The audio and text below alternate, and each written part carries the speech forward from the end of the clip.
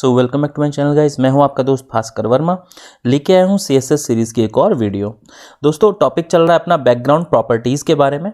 ठीक है, मैंने टॉपिक जब स्टार्ट किया था तो आपको स्टार्टिंग में बैकग्राउंड कलर के बारे में आपको बता दिया था, हल्का फुल्का बैकग्राउंड इमेज के बारे में मैंने बताया था, और बैकग्राउंड रिपीट जो प्रॉपर्टी है उसके बारे में डिस्कशन चल रही थी। तो जो बैकग्राउंड रिपीट प्रॉपर्टी है इसके अंदर हमने स्टार्टिंग के ये 4 डिस्कस कर चुके थे। Repeat, no repeat, repeat x and repeat y. Space का भी मैंने आपको बताया था। बाकी के जो राउंड, इनिशियल एंड इनहेरिट जो है, इनके बारे में आज हम जो है डिटेल में डिस्कस करेंगे और प्रैक्टिकली आपको मैं बताऊंगा कि किस तरीके से हम इसे इम्प्लीमेंट कर सकते हैं। ठीक है, ये मैंने अपना HTML डॉक्यूमेंट ओपन कर लिया है एंड बैकग्राउंड के बारे में आप H1 एक में टैग ले लेता हूँ। यहाँ पे हेलो देर मैंने जस्ट ऐसे लिख दिया। ओके, स्टाइल, बॉडी, पूरी बॉडी के ऊपर हम जो है बैकग्राउंड अप्लाई करना चाह रहे हैं। तो बैकग्राउंड रिपीट की एक प्रॉपर्टी थी स्पेस, जिसके बारे में शायद मैं ऑलरेडी डिस्कस कर चुका था। ठीक है, तो एक बार दोबारा से मैं दिखा देता हूँ आपको।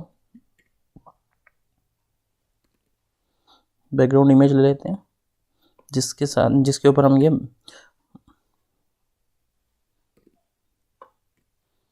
अप्लाई करेंगे। इमेज का नाम था img.gfif, एक इमेज थी मेरे पास। ठीक है, ऑलराइट, सो रिफ्रेश कर लेते हैं। ये देखिए, ठीक है, ये दिख रहा है आपको। स्पेस का फ़ायदा क्या है? स्पेस का फ़ायदा ये है कि आपका ये रिपीट होगा, बट दोनों इमेजेस के बीच में ना थोड़ा सा स्पेस आ जाएगा। जब आप पेज को जूम आउट करेंगे तो और इमेजेस आती रहेंगी, बट बीच के अंदर आपको स्पेस जो है विजिबल रहेगा। ठीक है, ये था रिपीट स्पेस का।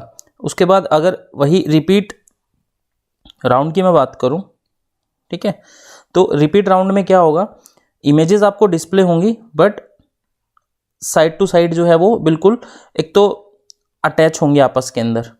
ठीक है, अटैच होंगी। दूसरा क्या होगा कि हाफ इमेज नहीं आएगी। ठीक है, हाफ इमेज नहीं आएगी। मान लो जैसे आपने ये देखा था कि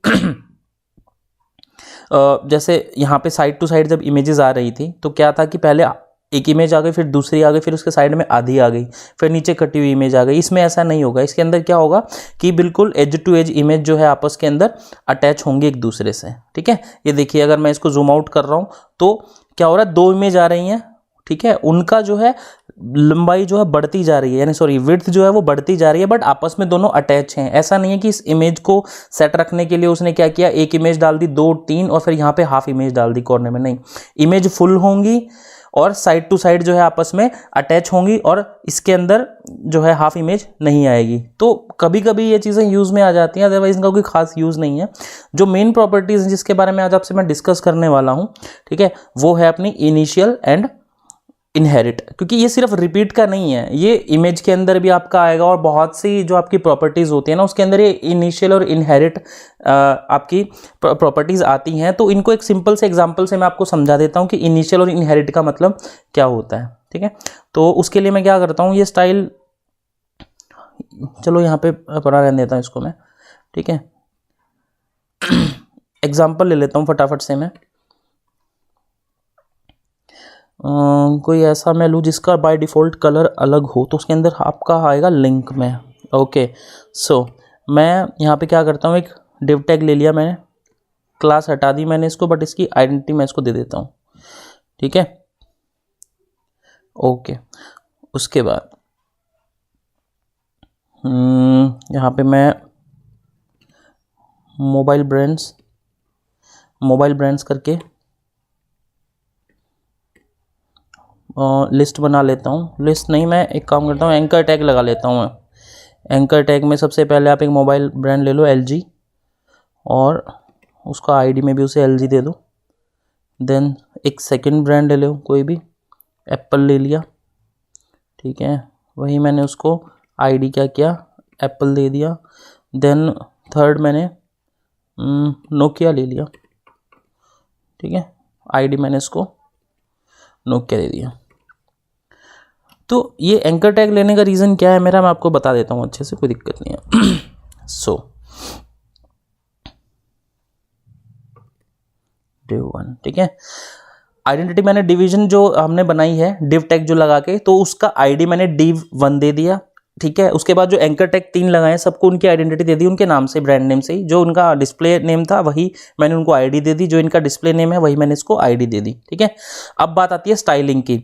तो अब मैं क्या करूँगा, यहाँ पे आईडी के थ्रू कॉल करके उसके ऊपर जो है स्टाइलिंग अप्लाई करूंगा। तो आईडी को कॉल करने का तरीका क्या था, हैशटैग आप लगाओगे और सीधा आईडी का नाम लिख दोगे, ठीक है। तो यहाँ पे मान लो मैंने div1 को, जो div1 है इसको मैंने कॉल किया और मैंने इसके अंदर जो प्रॉपर्टी लगा दी कलर, ठीक है।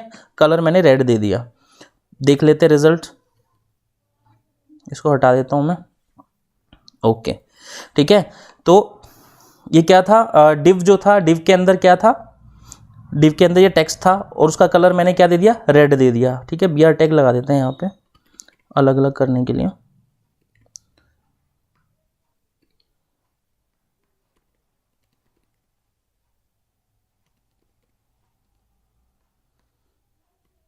ओके, तो लिंक लेने का रीज़न ये था, यहाँ पे मैंने एंकर टैग क्यों लिया, क्योंकि यहाँ पे बाय डिफ़ॉल्ट कलर ब्लू आता है, ब्लैक नहीं आता टेक्स्ट का, ठीक है। तो उससे आपको थोड़ा सा अंदाज़ा होगा मैं किस बारे में बात कर रहा हूँ, ठीक है। ये हो गया, ये तो हो गया डिव का आपका। डिव में मैंने क्या किया, रेड कलर दे दिया, ठीक है। अब आप क्या करोगे, जो सेकंड आईडी है आपकी क्या है, LG, ठीक है, LG। तो इसके ऊपर आप कोई भी कलर दे दो, इसके ऊपर आपने कलर दे दिया ग्रीन, डन। देन उसके बाद अब हम यूज़ करेंगे सबसे पहले अपनी इनिशियल प्रॉपर्टी का, ठीक है। तो थर्ड जो है आपका एप्पल, इसके ऊपर कलर कोई स्पेसिफिक नेम ना देके आप क्या करोगे, इस पे इनिशियल प्रॉपर्टी का यूज़ करोगे। आपने इनिशियल यहाँ पे लगा दिया। अब इससे क्या फ़र्क पड़ेगा, आप देखो रिजल्ट, देख रहे हो क्या हुआ। ये मोबाइल रेड दे रखा था हमने क्योंकि डिवीजन का पूरा रेड कलर दे रखा था, ठीक है। उसके बाद LG को मैंने स्पेसिफिकली ग्रीन कलर दिया है यहाँ पे। उसके बाद मैंने क्या किया, एप्पल को इनिशियल कलर दे दिया। तो इनिशियल टेक्स्ट का कलर कैसा होता है, ब्लैक, जस्ट बिकॉज ये एंकर टैग लगाया था, लिंक था, इसलिए इसका कलर क्या होता है, लिंक का बाय डिफॉल्ट ब्लू होता है। बट मैंने वहाँ पे स्पेसिफाई कर दिया कि भाई मुझे कलर जो है वो इनिशियल चाहिए, तो इनिशियल बाय डिफॉल्ट जो कलर होता है वो ब्लैक होता है, इसलिए एप्पल का कलर ऑटोमेटिक ब्लैक हो गया, ठीक है। तो ये यूज है इनिशियल प्रॉपर्टी का, यानी वो अपने इनिशियल कंडीशन में आ जाता है जो भी वो चीज़ होगी। टेक्स्ट की बात हुई तो टेक्स्ट क्या हो गया, इनिशियल ब्लैक होता है, तो वो अपने इनिशियल कलर के अंदर आ गया। अब बात आती है इनहेरिट की। तो अब मैं इसके लिए अपनी लास्ट आईडी का यूज करूंगा। उसके अंदर क्या है, कलर।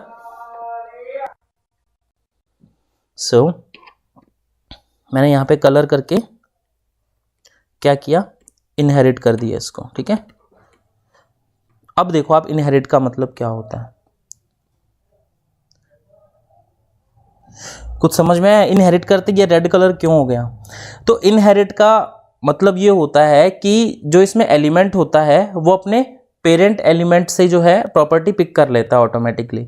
अब इसके अंदर पेरेंट क्या है, डिव है, यानी जो एंकर टैग आपकी हैं सारी वो इस डिवीजन के अंदर है, यानी ये डिवीजन यहाँ पे शुरू हुआ और यहाँ पे क्लोज हुआ, इसके विद इन, इसके अंदर ये सारी की सारी टैग हैं। तो मैंने क्या किया कि मैंने नोकिया जो अपनी आईडी थी, ठीक है, तो इस आईडी से जो एलिमेंट है उसका कलर इनहेरिट कर दिया, यानी वो अपने पेरेंट से कलर पिक कर लेगा। और पेरेंट यानी डिव का कलर क्या हमने स्पेसिफाई किया था, डिव का कलर हमने रेड स्पेसिफाई किया था, तो उसने क्या किया, ऑटोमेटिक अपने पेरेंट का कलर उठाया और डिस्प्ले कर दिया।